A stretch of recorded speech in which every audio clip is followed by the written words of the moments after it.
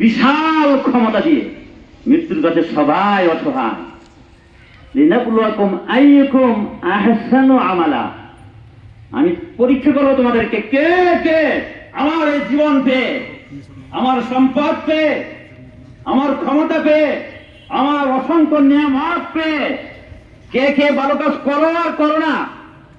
যারা ভালো কাজ করতে পারবে তাদেরকে আমি জান্নাতের মহারাজা বানাবো।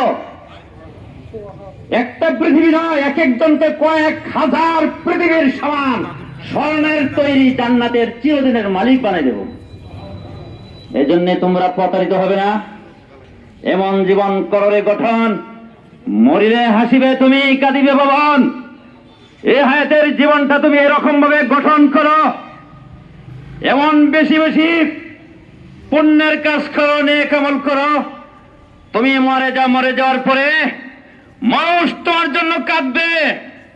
উনি বিভিন্ন পৃষ্ঠপোষকতা করেছেন আলহামদুলিল্লাহ, বিভিন্ন মাদ্রাসা মসজিদ প্রতিষ্ঠায় তিনি সবার আগে ছিলেন।